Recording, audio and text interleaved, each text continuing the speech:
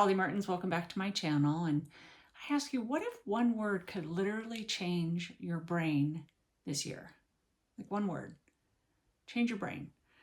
And I don't mean manifesting or magical thinking, although I like to think of it that way.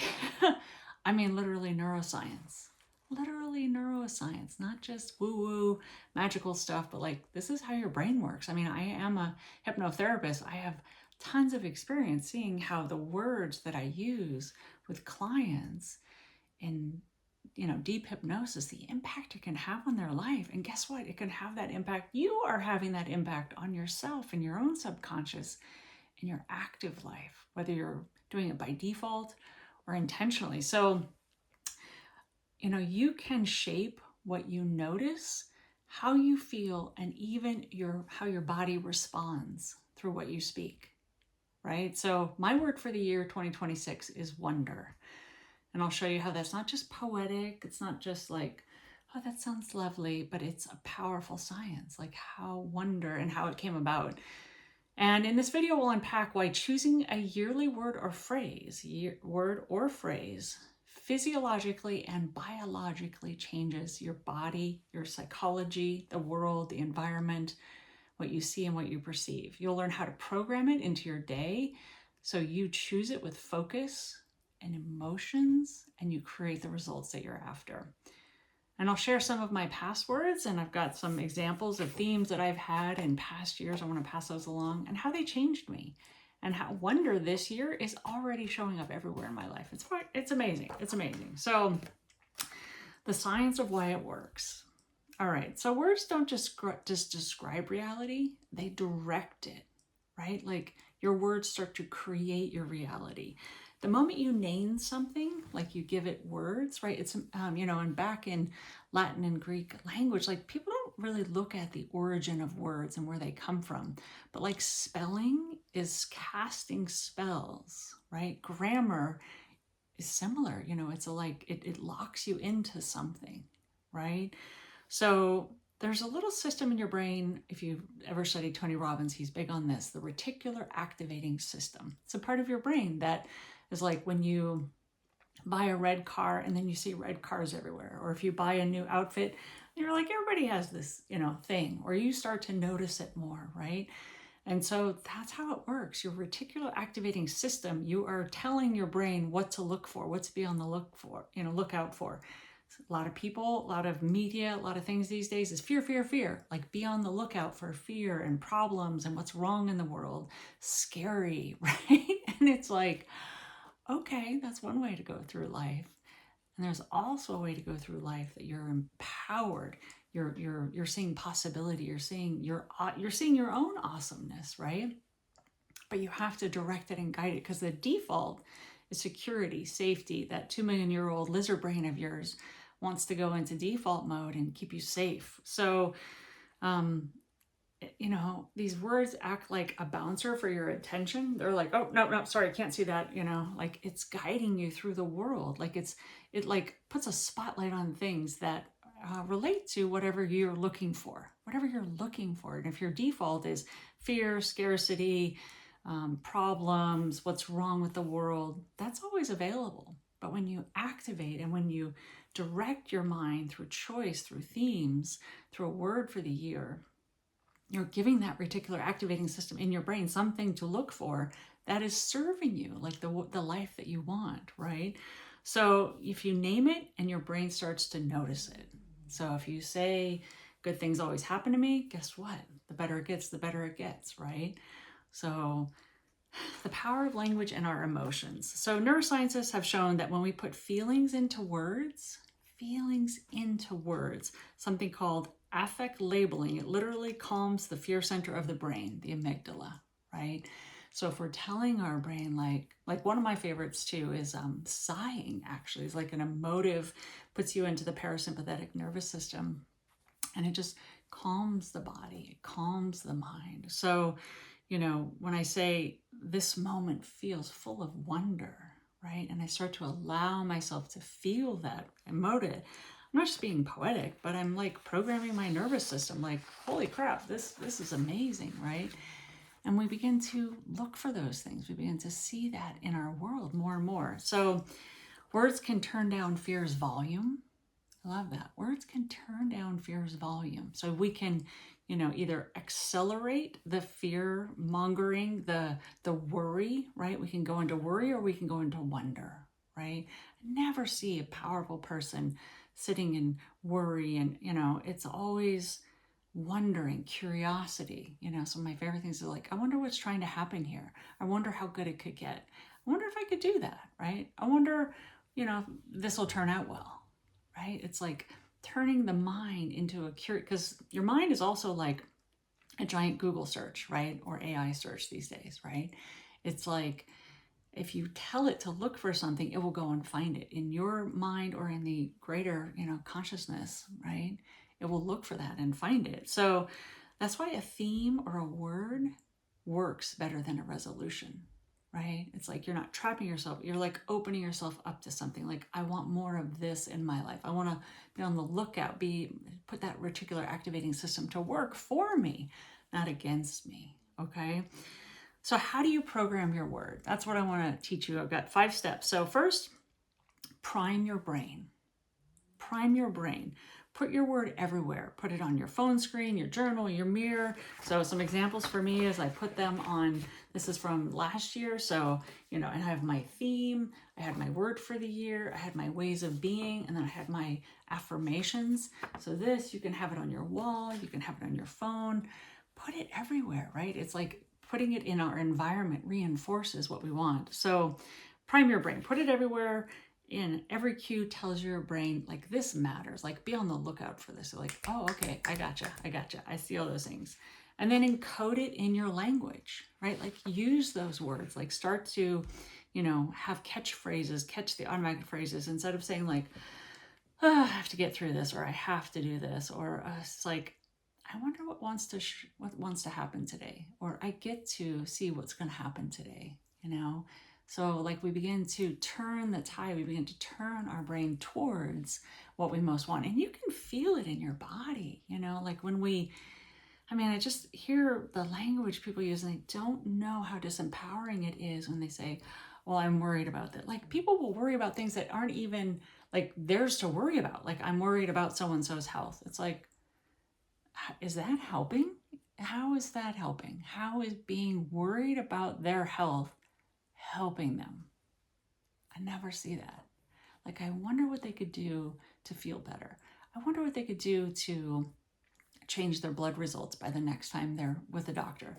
I wonder if they exercised, if that would be helpful. I wonder if they got a massage. I wonder if they slowed down. I wonder, whatever it is. And that's just my word. I'm giving you an example, right?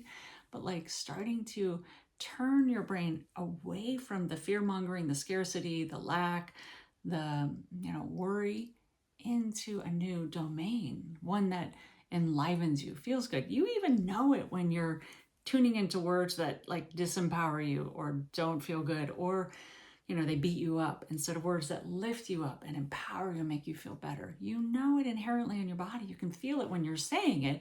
Some people just aren't on the lookout. They're not paying attention to how they feel when they say these words, these phrases.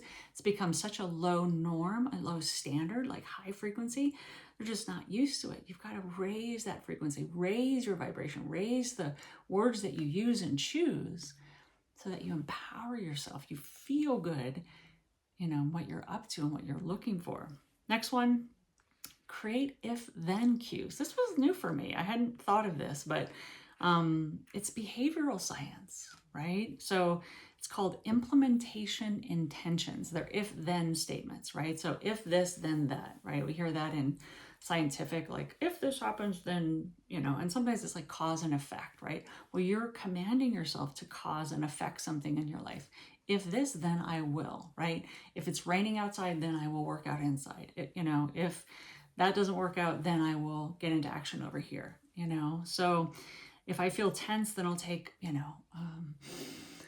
a sigh, right? If I'm in a hurry, then I'll just recognize and wonder what's trying to happen here. Or I wonder what's the best thing that could happen here. Or I wonder what I'm capable of. Or, just staying curious. So if I give you a quotable line, if then cues are like hotkeys for your best self.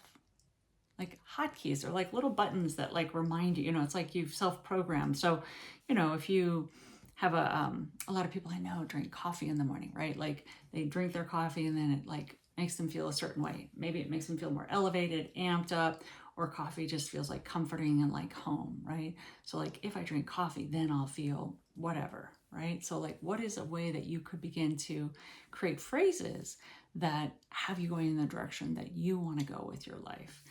Next one is anchoring it emotionally. So pair your word with a song, a scent, or a photo that evokes the feeling. So, okay, so I'll tell you the personal story in a little bit, but when we feel it, say your word aloud and how the emotion makes you feel. Like you start to feel it now, not in the future. Like I don't want to feel wonder on December 31st of next year. Like I want to feel it as a journey, as a process, like on the unfolding of this year. I want to be in wonder, in awe, in surprise and delight, right? So I'm setting that foundation. I'm like laying the pathway of the bricks that are going to take me on those little micro journeys and detours and, experiences and all the people I'm going to run into based on that. Last year, my word for 2025 was harmony, right? Because I was just having a lot of, my frequency was out of frequency. It was like jarring. I said, I want to be in harmony, right? In harmony with myself, in harmony with life, in harmony with communication and relationships and business, in harmony with like the purpose that I'm up to this year, coming year. It's wonder, right? So it's not something that you get to, it's something that you unfold and you open into, you live from, if you will. And it's amazing how like when you set that intention, like it actually just starts showing up in your life. So let me give you the last one, and that's reflect and reinforce. Okay, so each week ask yourself, where did your word show up? Right? Like reflecting on like, wow, so we're reinforcing with the mind. It's like you create the intent. It's like the bookends, right? So the beginning of the week or the experience or the day, you remember your word, you look at your theme, your word. So I'm saying theme because you can have a word for the year or a theme for the year, or you can have a lot, right? So my theme for last year was, I live a life that causes my soul to dance inside my body. That was my theme. And my word was harmony, right? And so, where can I reflect on each week, each day? How is that showing up? What, it's just activating that reticular activating system to see it again and again. It's like I'm self-programming myself for those words, right? So here's how it works. Okay, so I'll tell you two examples, how it's showing up already in this year. So it's October of 2025, and about 2.5 weeks ago, I chose my word. Like typically, and I invite you every December, I'll be leading this coming December. It's called Return to the Light. It's one of my Come Alive programs, and it's a 3-week guided journey, sacred space for women that we're creating words and themes for the year as a part of it. There's more to it than that. But so if you want to join us for that, come and experience that. But I'll just share with you. So in past Decembers, like when I created my theme for last year, and I have books here from like years ago when I created it, this was my vortex rising year. My ways of being were bold, influential, enjoy, knowing, mystical, right? So whatever it is. So a few years back, I was in a program and I created joy, beauty, and magic as my words. And that went into creating my theme, and it went on for years. I think I love those words so much. I was like, I'm just like gonna let it, double down on that next year. And joy, beauty, and magic, it was remarkable how much joy and beauty and magic I saw. And I didn't, I'm giving you these 5 ways. So prime your brain, encode it in your language, create if-then cues, anchor it emotionally, and reflect and reinforce. You don't have to do any of that. Just knowing it. It's like this knowing in the background, like knowing joy. And so the symbol for joy, beauty, and magic for me was a hummingbird. Okay. Well, I see hummingbirds almost on the daily, right? So I get that reminder of joy, beauty, and magic from the universe, from nature, if you will. So it's like this background intention that I'm sending out like a wave into the universe, like, show me joy, beauty, and magic, show me joy, beauty, and magic. And it was like ding, ding, ding, all over the place. So I would say, like, take care what words you choose. Like, I've definitely in years, for many years, it was like very hard charging, unstoppable, courageous, all these things. Well, I can tell you from having chosen the word courage one time, or courageous, so many opportunities to fight fear showed up. I was like, maybe courage isn't the word I want to be practicing, right? Whatever, whatever you're up to. Everybody's on like a different wavelength. Like, what's your wavelength? And finding that word for you. Wonder. So I was out on a hike a couple weeks ago, and I was just listening to some beautiful philosophy. And it was like, I'm so in the study right now of like beyond what we physically see and touch and all this, and just really relating to that whole world. And it was like, wow, the wonder of who we are as a species and consciousness, and where do we go and why are we here and what are we doing, right? Like who's doing it right? Are we doing it right? Right? Is there a doing it right? Like, and in this video in particular, the title of it was Wonder such and such.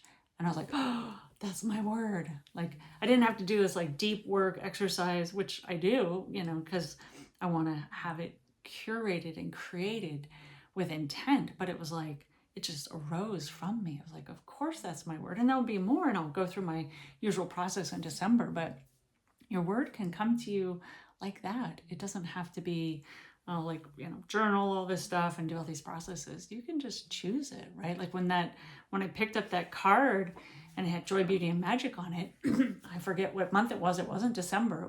It was just like, oh yeah, I'm taking those words from here forward. And so with whatever intent you do, however you turn it out, just know that having that in the background, having that as a wave, having that as like a message, a beacon that you're sending out, like, show me some wonder, show me some awe, beauty, surprise and delight me, universe. Like, holy smokes, I cannot wait. I cannot wait. So I'll share with you, when you choose your word, the world starts choosing you back. It's like, oh yeah, like I feel.